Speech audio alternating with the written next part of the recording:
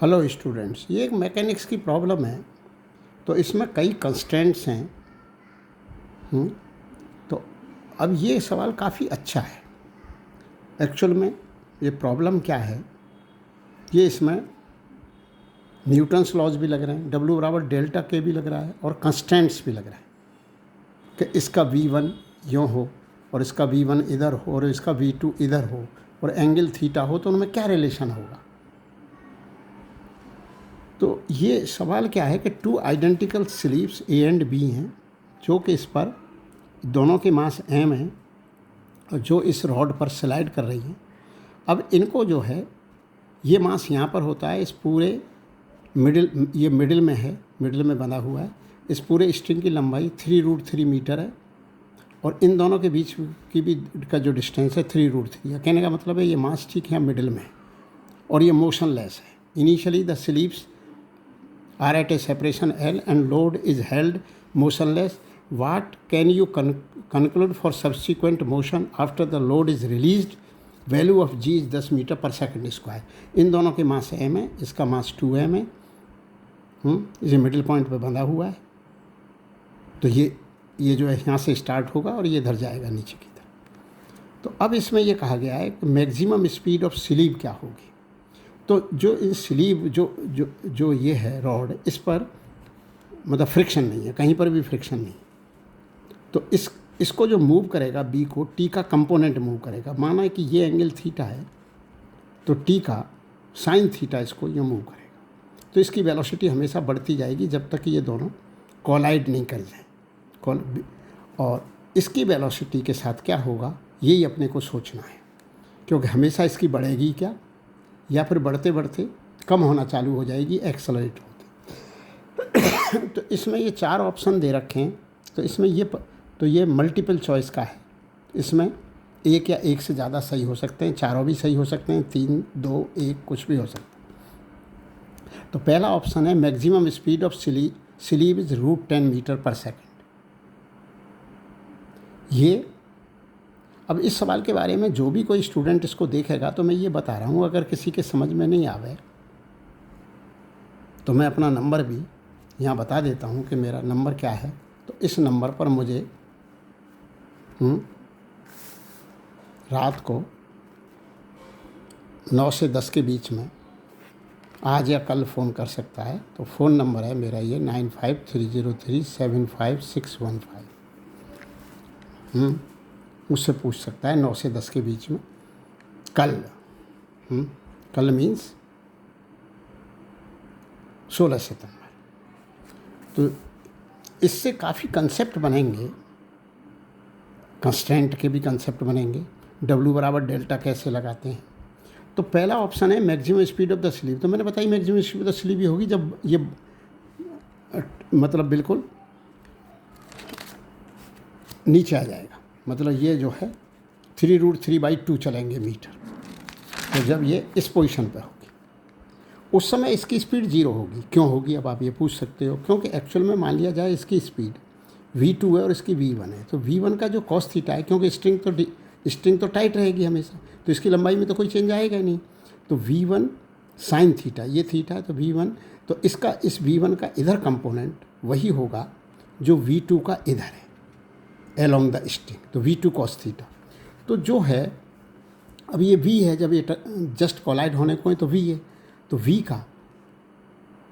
का इधर जो कंपोनेंट आएगा 0 आएगा, V cos 90। और ये उस समय जस्ट टकराने पर ये इधर की तरफ ही चल रही होगी, जो कि कंपोनेंट इसका 0 आ रहा है। तो मतलब इसकी वेलोसिटी को V2 मान लें तो V2 cos 0 बराबर V1 cos 90। तो ये तो केवल इन दोनों में स्पीड होगी और इन दोनों में स्पीड किसकी कॉस्ट पे आई होगी, ग्रेविटी के वर्क डन। लेकिन इन पे जो वर्क कर रहा है, इन दो मासेज पे, इन दो स्लीव्स पे जो वर्क कर रहा है वो T का कंपोनेंट कर रहा है। फिर भी हम T के वर्क डन को 0 क्यों लेंगे ओवरऑल।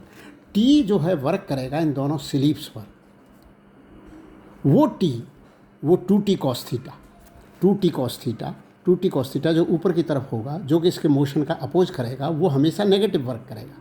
और ये जो T साइन थीटा है इनकी, वो पॉजिटिव वर्क करेंगे। तो overall work done by the tension 0 होगा। अच्छा, इन दोनों की स्पीड ये जो है, क्योंकि टी साइन थीटा और टी साइन थीटा और दोनों के मास बराबर हैं तो दोनों की स्पीड इक्वल होगी, क्योंकि एक्सेलरेशन इक्वल है, अपोजिट डायरेक्शन में चल रहे होंगे। तो मान लिया जाए कि जस्ट जब ये कोलाइड होने को है तब दोनों की स्पीड v है, तो half M B square plus half M B square plus half into 2m into 0 square 2m into GL/2। तो L जो है 3√3 है, तो ये हो गया एम बी स्क्वायर बराबर mgl, m कट गया, v स्क्वायर बराबर gl, तो v बराबर √gl, तो g 10 है और L 3√3 है भाई। L तो 3√3 है। ये स्पीड आ गई जो कि √10 मीटर पर सेकंड नहीं आ रही, इसलिए ऑप्शन ए इज़ इनकरेक्ट। तो मैंने यहाँ लिख दिया ऑप्शन ए इज़ इनकरेक्ट। अब बात करते हैं कि इसमें मैक्सिमम स्पीड कब आएगी, क्योंकि शुरू में इसकी स्पीड यहाँ 0 है और बाद में भी 0 है। शुरू में 0, बाद में भी 0। तो ये एक्चुअल में जीवन की तरह ही है कि जब कोई इस पृथ्वी पे आते हैं तब भी हमें कुछ नहीं आता और जब जा रहे होते हैं तब भी कुछ नहीं आता, तो बीच में कहीं मैक्सिमम आ जाता है। तो वही केस है इस लोड सी का। तो यहाँ स्पीड 0 और लास्ट में भी 0, तो कहीं ना कहीं मैक्सिमम हुई होगी। तो मैक्सिमम कहाँ हुई होगी, वही है असली क्वेश्चन। बोला वो कैसे क्वेश्चन है? मैक्सिमम वहाँ हुई होगी जैसे कार को आपने एक्सेलरेट करा तो तब तक उसकी स्पीड बढ़ती चली जाएगी, फिर आपने ब्रेक लगा दिए तो फिर घटती चली जाएगी। तो मैक्सिमम स्पीड कहाँ थी? जब आपने ब्रेक लगाई थी। तो उस समय एक्सेलरेशन से डी एक्सेलरेशन जब स्टार्ट हुआ था तो मतलब एक्सेलरेशन 0 था उससे पहले जस्ट। तो पहले बीच में एक बार एक्सेलरेशन 0 हो फॉर इंस्टेंट, तो जब एक्सेलरेशन डी एक्सेलरेशन में कन्वर्ट हुआ है तभी स्पीड मैक्सिमम है। तो वो वाली कंडीशन लगेगी और ये एक कंडीशन लगेगी कि x square plus Y square हमेशा L/2 का होल स्क्वायर होगा, क्योंकि पूरी लंबाई ये L दे रखी है जो कि 3√3 है और ये 3√3/2 है, क्योंकि ये कहाँ पर बांध रखा है? मिडिल में। तो ये कंडीशन हमेशा लगेगी। अब इसको डिफ्रेंशिएट कर दो तो आप कहोगे क्यों करें डिफ्रेंशिएट? क्योंकि हमें इस बाई का डबल डिफरेंशियल 0 लिखना है, क्योंकि जब इसका एक्सेलरेशन 0 हो जाएगा तभी इसकी स्पीड मैक्सिमम होगी। ये मैंने लिखा भी है। At certain instant acceleration of load C become 0, then it de accelerate. At this instant speed of the load is maximum. तो मैंने इसको डिफरेंशिएट कर दिया 2x dx/dt plus 2y dy/dt और कांस्टेंट का डिफरेंशियल 0 लिख दिया। तो x dx/dt by dy/dt again differentiate कर दिया। अगेन डिफरेंशिएट करने पर इसका प्रोडक्ट रूल से होगा, ये गुणा इसका डिफरेंशियल प्लस ये गुणा इसका डिफरेंशियल। तो इतना तो जो IIT JEE दे रहा है वो जानता ही होगा। लेकिन इसका डबल डिफरेंशियल 0 होगा, क्योंकि वो मैक्सिमम स्पीड तब होगी जब इसका एक्सेलरेशन 0 होगा। तो d2/dt² की जगह मैंने 0 लिख दिया। तो speed of load is maximum में d2/dt² इज इक्वल टू 0। अब ये जो है 2 बार डिफरेंशिएट करके ये आ गया और d2/dt, तो ये पार्ट 0 हो गया। तो ये और ये। अब ये dx/dt वो इसकी स्पीड है और dy/dt जो इसकी स्पीड है नीचे जाने की। अब अपन क्या करेंगे कि x d2x/dt² plus b1² plus b2² हो गया। dx/dt का होल स्क्वायर dy, इसकी मान ली मैंने v1 और इसके नीचे जाने की मान ली v2। तो v1² प्लस v2²। अब अपने पास जब इसका एक्सेलरेशन 0 होगा तो तब यही तो बात होगी कि 2t cos थीटा बराबर 2mg, क्योंकि t इधर 2t cos थीटा बराबर 2mg। उधर जो है उधर t sin थीटा बराबर -m d2x/dt²। तो t sin थीटा इसको एक्सेलरेट कर रहा है, तो इसका एक्सेलरेशन d2x/dt² है। लेकिन ये इस पास की तरफ आ रहा है तो नेगेटिव है मैग्नीट्यूड में, तो ये हो गया t sin theta equal to ये। अब इनको डिवाइड कर दिया गया तो tan थीटा इतना आ गया। अब tan थीटा इतना आ गया तो d2x/dt² की जगह -g tan थीटा वहाँ पुट कर दिया। तो ये जो है इस तरह से अपन पुट करते चले गए। फिर अपन ने लगा दिया कि ये कंडीशन आ गई, ये कंडीशन आ गई। फिर अपन क्या करें, half M b1² plus half M b1² plus half 2m b2² बराबर 2mg/। तो जब तक ये बाई नहीं निकलेगा तब तक ये सॉल्व होगा नहीं। तो v1² प्लस v2² बराबर 2g/। तो v2 अपने को मैक्सिमम चाहिए, तो वो कब होगा? पहले बाई निकालना पड़ेगा। फिर v1 और v2 में एक रिलेशन होगा। तो बोला वो क्या रिलेशन होगा? वो रिलेशन भी बड़ा सिंपल है कि ये जो v1 है ये v1 है और ये v2 है। v1 का साइन थीटा और v2 का कॉस थीटा बराबर है, क्योंकि v2 का कॉस थीटा इधर होगा एलोंग द स्ट्रिंग, और स्ट्रिंग जो है सेलेक्ट नहीं हो रही, स्ट्रिंग की लंबाई में कोई चेंज नहीं हो रहा। तो v1 का साइन थीटा, क्योंकि ये थीटा है, ये 90 माइनस थीटा है, तो v1 का कॉस 90 माइनस थीटा मतलब v1 साइन थीटा, तो v1 sine theta equal to v2 cos theta है। ये अपने को यहाँ पर इस तरह से लिखना पड़ेगा। अब ये रिलेशन लिखते चले गए v1² plus v2, putting the value of equation 2 and 3 in equation first. तो इक्वेशन फर्स्ट अपना ये है तो इसमें अपन ने v1 square plus v2 square की जगह 2g बाई लिख दिया, ये आ गया 2g बाई। अब अपने पास ये रिलेशन आता चला गया। उधर अपन ने ये कर लिया था टी कॉस थीटा बराबर टी साइन थीटा, इनको डिवाइड करके tan theta X upon Y. अब 2 इज इक्वल टू ये आ गया तो एक्स स्क्वायर। तो अब ये जो है इस पुट कर दिया, पुट करने पर यहाँ पर अपन ने एक्स स्क्वायर की जगह 2 स्क्वायर पुट कर दिया, तो 3 स्क्वायर बराबर ये आ गया, तो √3 बराबर ये आ गया, तो बाई की वैल्यू आ गई 3/2। जब ये डिसेंड करेगा 3/2 मीटर तब होगी इसकी मैक्सिमम स्पीड। तो ये ऑप्शन फिर इसका वो सी सही है, क्योंकि ऑप्शन सी में ये कहा गया है कि मैक्सिमम स्पीड कब होगी, मैक्सिमम स्पीड कब होगी, तो 1.5 मीटर। अब उसको यहाँ पर अपन पुट कर देंगे तो वो मैक्सिमम स्पीड की वैल्यू भी आ जाएगी, लेकिन वो कंडीशन भी लगा देंगे क्या कि अब अपने को बाई भी पता लग गया, तो बाई मालूम है, ये बाई मालूम है और ये भी मालूम है, तो एक्स भी मालूम है, एक्स भी मालूम है। और फिर अपने को ये पता है half mv1 square plus half mv1 square plus half 2mv2 square बराबर ये पता है v1 square plus v2 square बराबर 3g। क्यों आ गया? क्योंकि वो मैक्सिमम स्पीड तब होगी जब वो कितना डिसेंड करके आया होगा 3/2। फिर अपने को v1 v2 के v1 को वो टेन थीटा को पता लगी गया, क्योंकि हमको x पता बाई पता, तो टेन थीटा तो पता है ही। अपने वीडियो बना रहा हूँ, बोलना मत यार, मैं बाद में ले लूँगा। गई आवाज़, ये आवाज़ और चली गई, जाने दो जी, हटो। हाँ जी, तो ये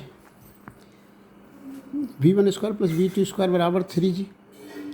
अब अपन ने जो करा है थीटा कॉट थीटा, जो v1 v2 का रिलेशन है, कैसे रिलेशन है, और ये अपन ने x और y निकाल लिए, तो कॉट थीटा आई जाएगा, कॉट थीटा आई जाएगा। तो फिर ये अपन ने पुट कर दिया, तो आप बोलो कॉट थीटा कैसे आएगा? अरे x मालूम, y मालूम, ये मालूम 1.5, तो x आ गया। फिर ये मालूम क्या, v2 v1 साइन थीटा बराबर v2 कॉस थीटा, तो हमने v1 को हटा दिया कि v1 बराबर v2 कॉट थीटा है, कॉट थीटा यहाँ से पुट कर दिया, तो हटा दिया, तो v2 के पदों में आ गया 3/2 v2 स्क्वायर बराबर ये आ गया 3g। तो v2 स्क्वायर इस तरह से आता चला गया 2√5। ठीक है, 3/2 है, 3 से 3 कट गया, v2 स्क्वायर बराबर 2g, तो √20 2√5 मीटर पर सेकंड है, तो आंसर बी भी करेक्ट है। अब आता है आंसर डी के बारे में, क्योंकि एक्चुअल में ये कह रहा है कि एक बार इस पूरे सिस्टम पे नेट फोर्स 0 है, तो अब देख लेते हैं कैसे 0 है।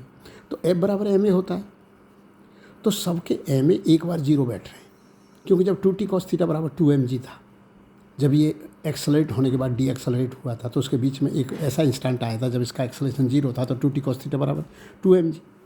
तो इसमें एक्सलेशन नहीं है, और इसमें एक्सलेशन इधर है, इसमें एक्सलेशन इधर है, तो ma और ये -ma, तो नेट ma क्या हो गया, और 2m × 0, इसका एक्सलेशन 0 है, तो नेट ma सिस्टम का क्या है, 0 है, तो नेट फोर्स 0 ही होगा, चाहे टी भी है, चाहे mg भी है, चाहे नॉर्मल रिएक्शन भी है, उन सब का वेक्टर सम पूछ रहा है।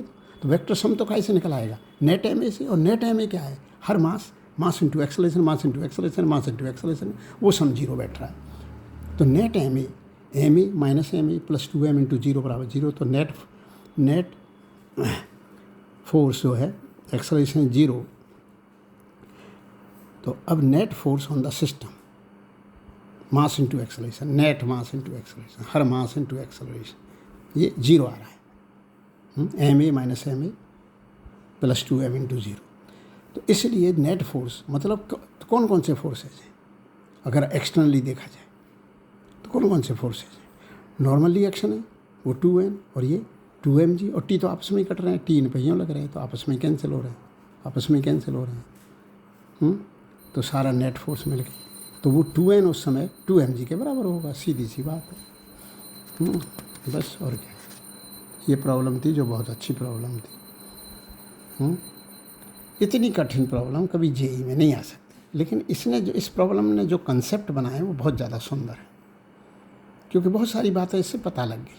W बराबर डेल्टा के कैसे लगेगा, v1 v2 में क्या रिलेशन होगा, मैक्सिमम स्पीड पर कितना एक्सलरेशन होगा, इसका लोड c का कितना एक्सलरेशन होगा, तो हर स्टैंड पे x और y का क्या रिलेशन होगा, x² + y² बराबर L/2 का होल स्क्वायर होगा। फिर उसको डिफ्रेंशिएट करके d2//dt² को जीरो करा गया है। फिर क्या लगाया गया है, v1 sin theta equal to v2 cos theta. इसमें मैक्सिमम स्पीड कब आएगी, कौन से इन स्लीप में, क्योंकि स्लीप तो हमेशा वेलोसिटी बढ़ती जा रही है, क्योंकि टी का कंपोनेंट हमेशा ये है, तो स्पीड कभी कमी नहीं हो रही। तो स्पीड जब मैक्सिमम होगी, जब ये मतलब सबसे नीचे होगा ये पॉइंट लोड सी, तब होगी। और जब सब नीचे होगा तो ये लंबाई क्या होगी, L/2 होगी। तो 2mg L/2 ग्रेविटी के द्वारा वर्क डन होगा, जो तीनों पे होगा। इन तीनों की इन दोनों की मैग्नीट्यूड तो बराबर होगी, और इसकी उस समय जीरो होगी। जीरो क्यों स्पीड होगी, जो v का इधर कंपोनेंट है जो कि जीरो आएगा, तो ये नीचे की तरफ जाने ही नहीं देगा। तो उस समय इसकी मैक्सिमम स्पीड होगी। तो इसकी मैक्सिमम स्पीड हमने निकाली, तो वो 30√3 का रूट आ रही थी, लेकिन उसमें ऑप्शन ए में √10 दे रखा है, इसलिए ऑप्शन ए गलत था। सवाल जो है काफ़ी अच्छा है।